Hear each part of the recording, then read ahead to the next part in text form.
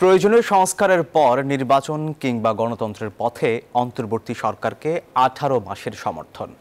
আন্তর্জাতিক গণমাধ্যমে প্রধান উপদেষ্টা ও সেনা প্রধানের সাম্প্রতিক এমন বক্তব্যকে সরকারের নির্বাচনী ভাবনার বহিঃপ্রকাশ হিসেবেই দেখছেন রাজনীতি বিশ্লেষকরা।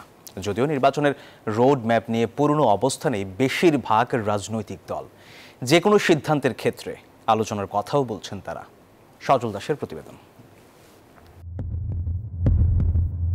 জাতিসংঘ সাধারণ পরিষদের অধিবেশনে অংশ নিতে মার্কিন মুলুকে প্রধান উপদেষ্টা ডক্টর মোহাম্মদ ইউনূস বৈঠক করছেন বিশ্ব নেতা ও বিভিন্ন সংস্থার প্রধানদের সঙ্গে। নিউ ইয়র্কে IMF প্রধানের সঙ্গে বৈঠকে এসেছে বাংলাদেশের নির্বাচন প্রসঙ্গ, যেখানে ভোটার তালিকা হালনাগাদ ও রাজনৈতিক সংলাপের কথাও বলেন তিনি। সম্প্রতি আন্তর্জাতিক সংবাদ মাধ্যমে নির্বাচন নিয়ে কথা বলেছেন সেনাপ্রধানও, যেখানে সংস্কারের পর 1 থেকে 1.5 বছরের মধ্যে গণতন্ত্রের পথে যাওয়া উচিত বলে মন্তব্য করেছেন তিনি। ক্ষমতার কেন্দ্রে থাকা ব্যক্তিদের এসব বক্তব্য নিয়ে চলছে নানা বিশ্লেষণ। অন্তর্বর্তী সরকারের সংস্কার পদক্ষেপ নিয়ে সমালোচনায় মুখর কোনো রাজনৈতিক দল, আবার যৌক্তিক সময় দেওয়ার পুরনো অবস্থানেই অনেকে। সংস্কার করে আওয়ামী লীগের আবর্জনা দূর করে যথাসময়ে সকল দলের সাথে আলোচনা করে একটা নির্বাচনের রোড ম্যাপের দাবি করেছেন। অতএব নতুন করে আর কিছু বলার নেই এই বিষয়ে।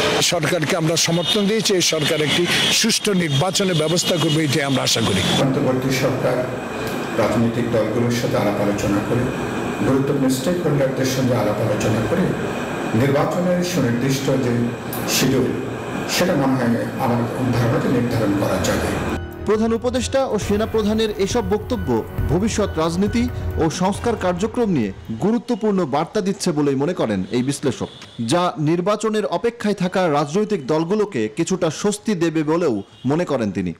বিএনপি সহ বড় বড় পার্টিগুলি বলবে না, একটা রোড ম্যাপের একটা পেয়েছি, তারা তো হতাশ হয়ে পড়তো। তারা তো একটা প্রোগ্রাম চাক আউট করতো, ল অ্যান্ড অর্ডার সিচুয়েশনকে ডেটোরেট করতো। বরঞ্চ এখন তো তারা করে ডিস্টার্ব করবে না। আর তাছাড়া ওই আওয়ামী লীগও যদি মনে করেন বিপুল বৈভব অর্থের মালিক, তারা তো সরকারকে ডিস্টার্ব করতে পারতো। তারা হয়তো বা নতুনভাবে চিন্তা ভাবনা শুরু করবে। তীব্র গণ আন্দোলনের মুখে গেল 5 অগাস্ট বিদায় নেয় শেখ হাসিনা সরকার। তখন থেকেই অন্তর্বর্তী সরকারের কাছে যৌক্তিক সময়ের মধ্যেই নির্বাচনের দাবি জানিয়ে আসছে রাজনৈতিক দলগুলো।